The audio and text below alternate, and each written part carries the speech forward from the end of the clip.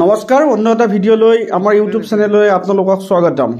আজি আমি অসম অৰুণাচল প্ৰদেশ সীমাত অৱস্থিত এখন অগতানুগতিক শিক্ষানুষ্ঠান বিদ্যাদা লিভিং স্কুল।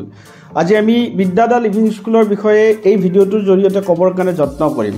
এখন ব্যতিক্ৰমী শিক্ষানুষ্ঠান, যিখন শিক্ষানুষ্ঠানে অসমৰ আনুষ্ঠানিক শিক্ষাৰ লগতে অগতানুগতিক শিক্ষা আৰু দক্ষতামূলক যিটো শিক্ষা, সেই শিক্ষাৰ গুৰুত্ব সমগ্ৰ অসমত এক নতুনত্ব দিবৰ কাৰণে সক্ষম হৈছে এই শিক্ষানুষ্ঠানখনে।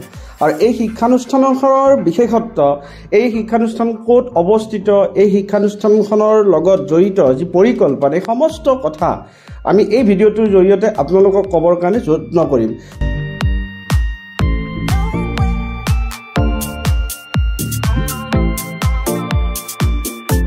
প্ৰাকৃতিক সৌন্দৰ্যৰে ভৰা অসম অৰুণাচল প্ৰদেশ সীমাত অৱস্থিত এখন অগতানুগতিক শিক্ষানুষ্ঠান বিদ্যাদা লিভিং স্কুল, য'ত সাম্প্ৰতিক প্ৰতিযোগিতামূলক পৰিৱেশৰ লগতে দক্ষতামূলক শিক্ষাৰ জৰিয়তে জীৱনৰ উপাৰ্জনৰ পথ সমৃদ্ধ কৰা হয়।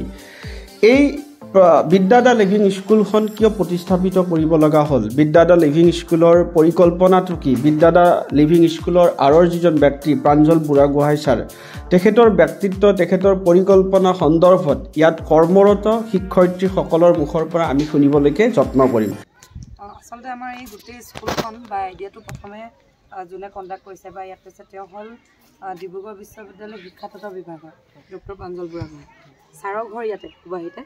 তো ছাৰে যেতিয়া প্ৰথম ইয়াৰ পৰা গৈছিলে হুবাহী, এইখন আচলতে খুব বেছি পিছপৰা গাঁও আছিলে প্ৰথম অৱস্থাত। তাৰপিছত যেতিয়া গৈছিলে ছাৰে মৰিধল কলেজ যাওঁতে বোলে খোজকাঢ়ি যায় আৰু তেতিয়া দলং চলংবিলাক নাছিলে। তো তেওঁ কৈছে যে কিবা এনেকৈ মূৰতে মানে লৈ যায় আৰু বেগটো, ইমানখিনি মানলৈকে পানী, তো তেনেকৈ ক্লাছ দিয়া। তাৰপিছত গৈ পঢ়ি মেলি তেখেতে এখন ইউনিভাৰ্চিটি প্ৰফেচৰ হ'ল। এদিন তেওঁ গাঁৱলৈ আহিছিলে। তো তেওঁ কোৱা মতে ওচৰৰ যিখিনি ল'ৰা আৰু তোমালোকৰ নিচিনা ল'ৰা সুধিলে যে মানে ডাঙৰ হৈ কি কৰিবি, নৰ্মেল কথা পাতিলে যে ডাঙৰ হৈ কি কৰিবি। সি ক'লে কি কৰিম আৰু, একো নকওঁ, চাকৰি তাকৰিটো নাপাওঁৱে, থাকিম আৰু এনেকৈ মদ ভাং খাই, এনেকৈ ক'লে ছাৰক। তো ছাৰক যেতিয়া তেনেকৈ ক'লে, ছাৰে সেই উত্তৰটোৱে ছাৰক মানে খুন্দিয়াই থাকিলে। আচ্ছা, তেওঁ ভাবিলে যে মানে যে এই জেনেৰেশ্যনটো বা ইয়াৰ মোৰ পাছৰ জেনেৰেশ্যনটো বা এইখিনি মানে এনেকৈ গুচি যাব নেকি, তো মইনো তেনেহ'লে কি কৰি আছোঁ, মই তেনেহ'লে ইয়াৰ পৰা ওলালোঁ, পঢ়িলোঁ, শুনিলোঁ, তাৰপিছততো মই একো কৰা নাই। তাৰপিছত তেওঁ ভাবিলে যে মই এনেকুৱা এটা কাম কৰিব পাৰোঁ নেকি। তাৰপিছত আহিলে, তেওঁ কথা পাতিলে, ওচৰৰ মানুহৰ লগত কথা পাতিলে। এইখিনি বহুত মাটি স্কুলৰ প্ৰায়খিনি মাটি আচলতে আমাক ওচৰৰ গাঁৱৰ মানুহে দান দিয়া, তেওঁলোকৰ মাটি হয়, তেওঁলোকে স্কুলৰ কাৰণে দান দিছে। তাৰপিছত লাহে লাহে স্কুলখন এনেকৈ বিল্ড আপ হ'ল। আৰু এতিয়া আচলতে এইটো এটা সপোন ছাৰে দেখা, আৰু সেই সপোনটোত আমি চবেই এনেকৈ হাতত ধৰি ধৰি ধৰি ধৰি গৈ আছোঁ।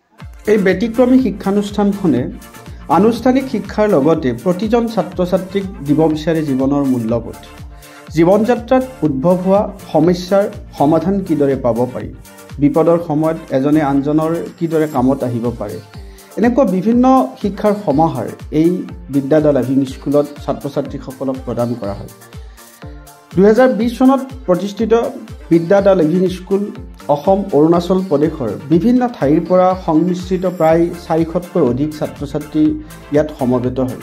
প্ৰায় এতিয়া চাগে 170-180 মান ল'ৰা ছোৱালী থাকে ইয়াত। 250 মান আছে, কিছুমান ঘৰলৈ গৈছে। তাৰপিছত এনেই টোটেল আমাৰ 480 মান হৈ যাব গোটেই ল'ৰা ছোৱালী। কিছুমান অহা যোৱা কৰে, কিন্তু বাকী যিখিনি ৰেচিডেঞ্চিয়েল সেইখিনি অকণমান দূৰত দূৰত, গুৱাহাটীৰ আছে, আমাৰ একদম এইফালে কাকপথাৰ, তিনিচুকীয়া, ডিব্ৰুগড়, যোৰহাটৰ আছে, গোলাঘাটৰ আছে, তেনেকৈ আৰু থাকি লোৱা যিখিনি। কিন্তু অকণমান ওচৰো আছে, তাৰমানে ইয়াত বহুতখিনি ল'ৰা ছোৱালী এনেকুৱা ন, যাৰ পেৰেণ্টছ নাই, দুখীয়া, পঢ়িব নোৱাৰে, তেনেকুৱা ল'ৰা ছোৱালী আমি পঢ়াইছোঁ নহয়, ফ্ৰী ষ্টুডেণ্ট আছে। তো তেনেকৈ সেইখিনি অকণমান ওচৰৰে তেনেকুৱা আছে।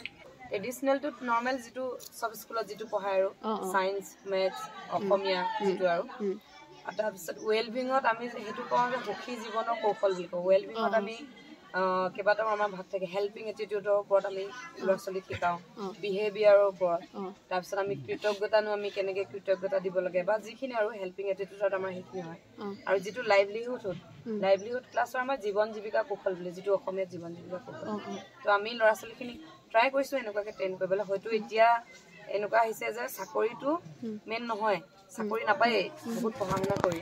তো আমাৰ ল'ৰা ছোৱালীখিনিক আমাৰ ইয়াত লাইভলিহুডৰ হেণ্ডলুম আছে, তো সিহঁতে এনেকুৱা এইবিলাক মাৰফলাবিলাক তাহাঁতে নিজে বনায় ছোৱালীখিনিয়ে এগ্ৰিকালচাৰ চিকঠালৰ বাগানখন এইবোৰ একদম ষ্টুডেণ্টে কৰা আনাৰস বাগান ষ্টুডেণ্টৰ তো তেনেকৈ গোটেই ষ্টুডেণ্টে কৰা তাৰপিছত ডান্স আছে ড্ৰামা আছে মিউজিক আছে পল্ট্ৰি ফাৰ্ম আছে কুকুৰা পুহিছে ল'ৰা ছোৱালীয়ে তাৰপিছত আকৌ এইফালে এগ্ৰিকালচাৰ আছে তুলসী বাগিচা কৰিছে তাৰপৰা তুলসী আমাৰ হেৰি হয় শুকুৱাই তুলসী যিটো চাহপাত তুলসী চাহপাত বনাইছে সেইটো চাপ্লাই দিয়া হয় সেইটো চাপ্লাই দিয়া হয় আৰু সেইটো বিক্ৰী কৰা হয় তাত যিটো পইচা আহে 2% ইয়াত স্কুলত ৰাখে বাকীখিনি ষ্টুডেণ্টৰ মাজত ভাগ কৰা হয় বা আৰ্টৰ যিবিলাক আমাৰ কেনভাছ হওক বা আৰ্টৰ যিবিলাক আমি বিক্ৰী কৰা হয় তাৰপিছত বেগ বনাই স্কুল বেগবিলাক তো তেনেকৈ যিবিলাক বিক্ৰী কৰা হয় তেনেকৈ স্কুলৰ 2% মান থাকে ষ্টুডেণ্টে আৰ্ণ কৰি আছে ষ্টুডেণ্টে আৰ্ণ কৰি তো আমি মানে এনেকুৱাকৈ লাহে লাহে ট্ৰেইন কৰিছোঁ যিখিনি ষ্টুডেণ্ট আমাৰ এই যে একদম যিখিনি কৈছোঁ একো অৱস্থা নাই দিব পৰা নাই তো তেওঁলোকে হয়তো লাষ্টত কিজানি 1ৰ পৰা যিখিনি আছে 10 মানলৈকে কিজানি নিজৰ ফিজ এটা নিজে দিব পাৰে তেনেকুৱাকৈ হয়তো তো সেইটো আমাৰ লাইভলিহুড